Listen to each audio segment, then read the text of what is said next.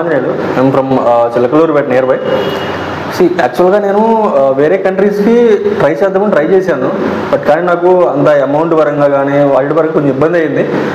ఆ టైంకి నేను ఈ సైప్రస్ అనేది కొంచెం యూట్యూబ్ వీడియోస్ ద్వారా వీటి ద్వారా నేను కొంచెం విన్నాను.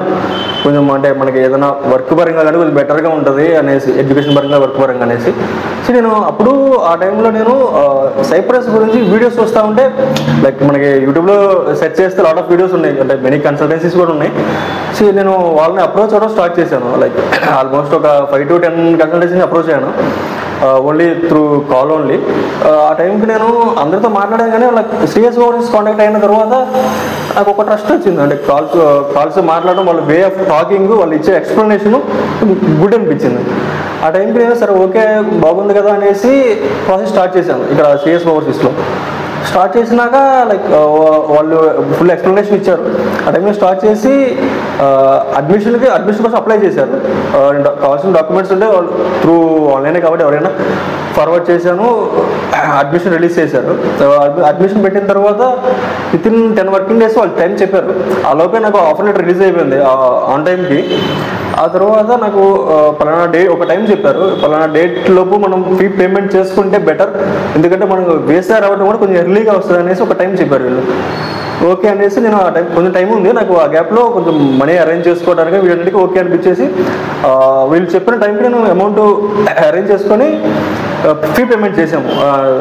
ఎవ్రీథింగ్ ఓకే అనేసి ఫీ పేమెంట్ చేశాను for American university only.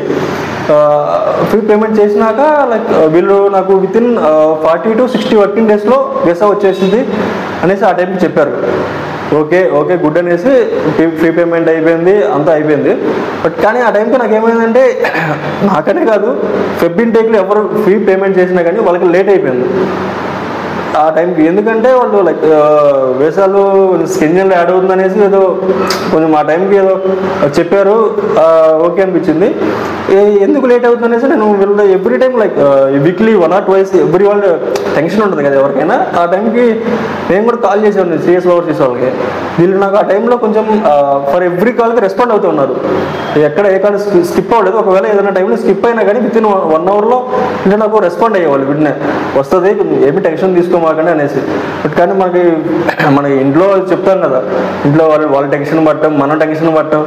So okay అనిపించేసి నేను వీళ్ళని ఎప్పుడు కన్సల్ట్ అయినా కానీ ఎట్లాంటి టెన్షన్ తీసుకోమాకండి బ్రో, మనకి చెప్పిన టైంకి వీసా వస్తుంది. 40 to 60 వర్కింగ్ డేస్ చెప్పాను కదా, ఆ టైంకి వీసా వస్తుంది. ఆ టైంకి అంతా ఓకే అనిపించింది. మెయిన్ థింగ్ ఏమంటే, ఇప్పుడు నేను ఇప్పటి వరకు నేను ఫీ పేమెంట్ చేసినప్పుడు కానీ, లైక్ నాకు అడ్మిషన్ ఆఫర్ లెటర్ రిలీజ్ అయినప్పుడు కానీ సిఎస్ ఓవర్సీస్ కన్సల్టెన్సీ నేను అప్రోచ్ అవ్వలేదు, అంటే ఆఫీస్ విజిట్ అవ్వలేదు. ఓన్లీ నేను నాకు వీసా వచ్చి కూడా ఆల్మోస్ట్ 10 days అయిపోయింది. నేను ఇప్పుడు వచ్చి వీసా తీసుకుంటున్నా. వీళ్ళు నాకు వే ఆఫ్ టాకింగ్ అని వీళ్ళు నాకు ఇప్పుడు ఆ ట్రస్ట్ ఇచ్చారు.